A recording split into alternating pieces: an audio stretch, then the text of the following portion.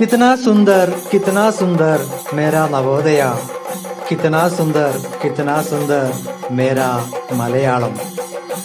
नमस्कारम, आपको हार्दिक स्वागत करता हूँ। Welcome to our Malayalam class. ये तो हमारा पहला चैप्टर है, एंडे मलयालम। कवि ONV कुरुप्प। एंडे मलयालम। എത്ര സുന്ദരം എൻ്റെ മലയാളം, മുത്ത് പവിഴങ്ങൾ കോർത്തൊരു പൊന്ന് നൂൽ പോലെ, മുത്ത് പവിഴങ്ങൾ കോർത്തൊരു പൊന്ന് നൂൽ പോലെ, മുത്ത് പവിഴങ്ങൾ കോർത്തൊരു പൊന്ന് നൂൽ പോലെ.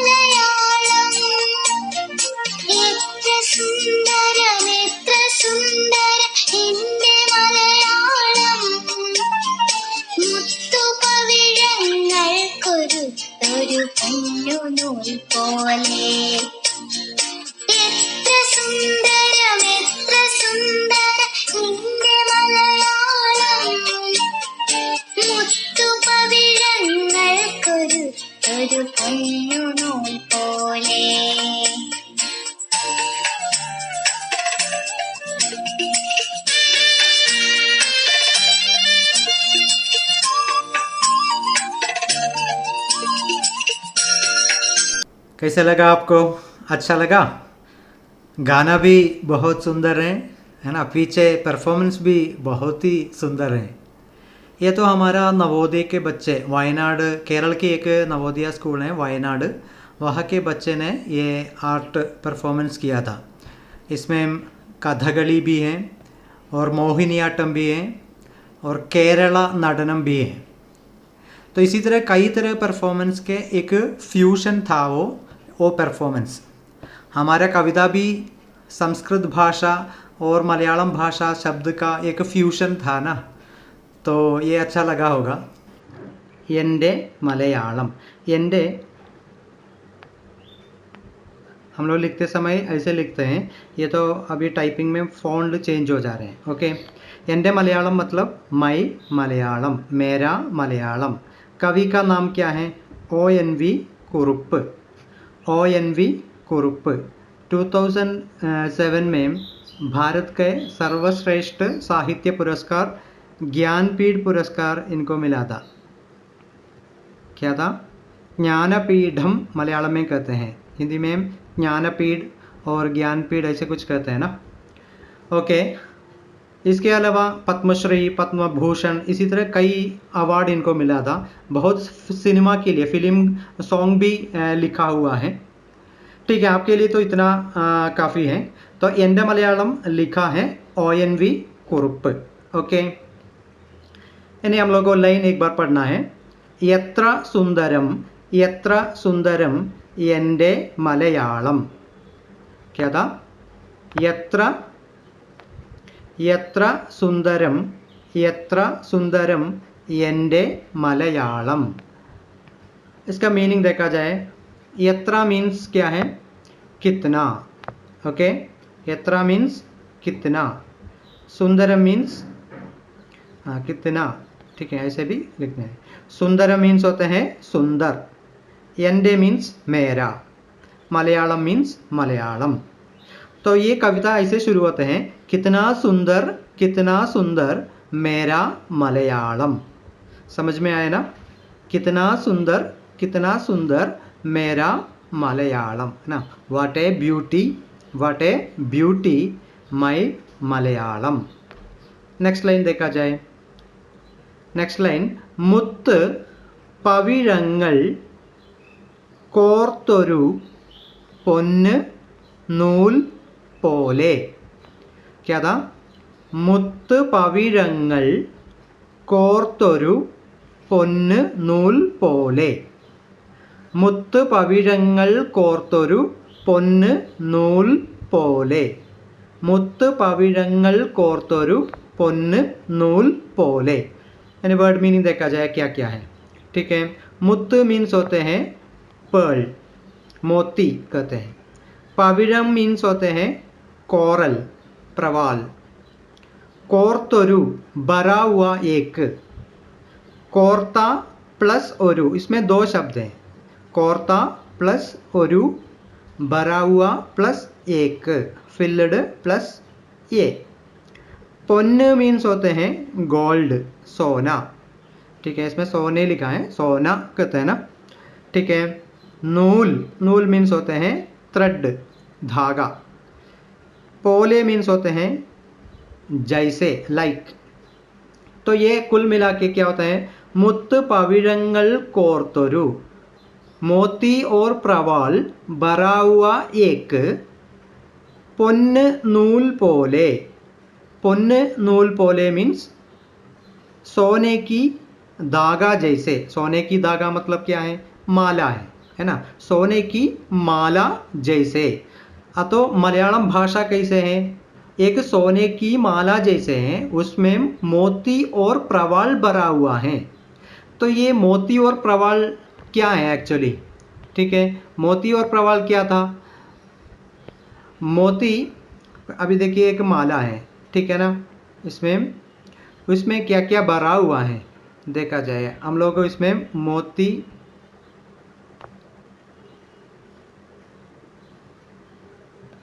हाँ, मोती ऐसे भरा हुआ है। ओके,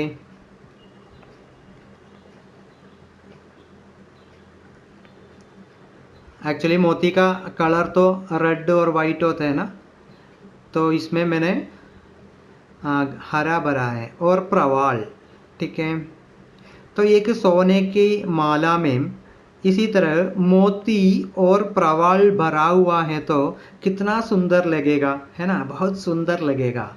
तो सोने की माला में मोती और प्रवाल, इसी तरह प्रीशियस स्टोन्स भरा हुआ है, तो वो वैल्यूबल चीज़ होते हैं। तो इसी तरह है भाषा। तो ये हम लोग ये देखना है, इसमें ये मोती प्रवाल क्या है एक्चुअली। ये मलयालम शब्द और संस्कृत शब्द है। ठीक है, मलयालम शब्द और क्या था? संस्कृत शब्द। ओके, तब समझ में आएगा। मलयालम भाषा में 50% मलयालम शब्द हैं और 50% संस्कृत शब्द हैं।